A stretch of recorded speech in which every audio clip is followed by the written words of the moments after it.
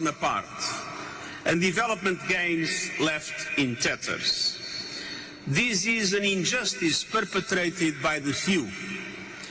The G20 accounts for around 80% of global emissions, and it is an injustice that must end. Your nations, the small island developing states, are demonstrating what climate ambition looks like. You are the first responders, and the world must follow you, and it must support you. First, by sparing no effort to keep 1.5 degrees alive.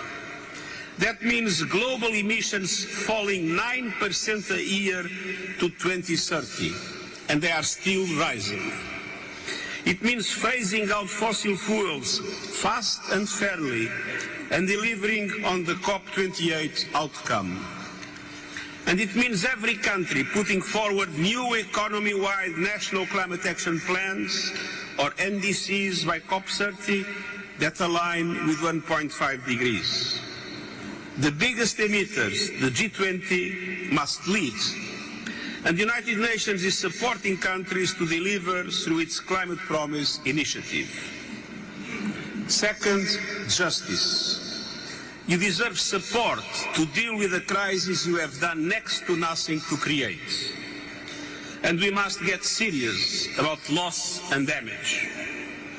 The amount initially pledged is equivalent to the combined annual salaries of the 10 most well-paid footballers in the world.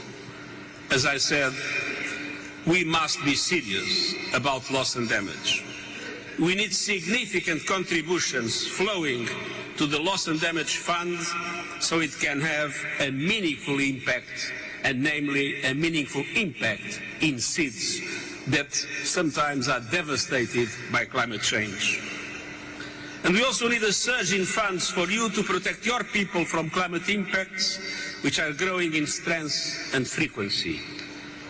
Every one of you must have the chance to build resilience and to seize the benefits of adaptation to drive progress across the Sustainable Development Goals.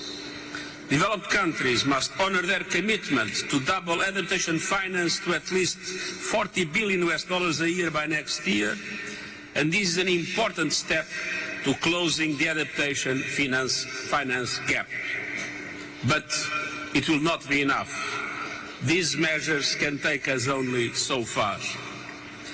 Ultimately, we need more fundamental reform. And so, third, finance. Your nations have faced a perfect storm of suffocating debt, high capital costs, rising prices, and COVID-19, which paralyzed many of your economies. The result, scant funds for climate action or broader sustainable development. The Pact for the Future, adopted by consensus in September in the General Assembly of the United Nations, made significant strides forward. It calls for reform of the international financial architecture, including effective debt relief.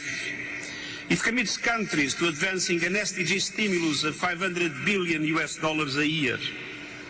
And it asks multilateral development banks to look at ways to improve access to concessional finance for developing countries and to consider structural vulnerability, including through using the multidimensional vulnerability index.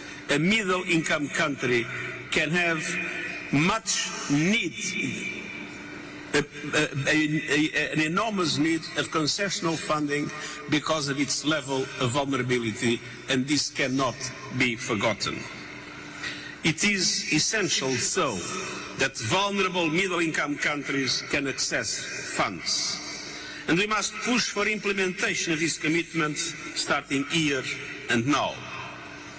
And we need a new climate finance goal in COP29 that allows the mobilization of the trillions of dollars of finance developing countries need, with a significant increase in concessional public funds made now.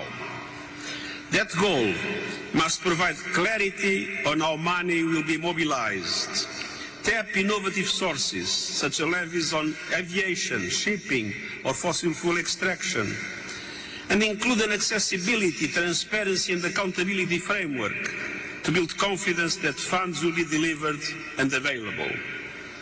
And it must also include major capitalization boosts and reforms of multilateral development banks, including so they can leverage far more private finance at reasonable costs for the seed's needs.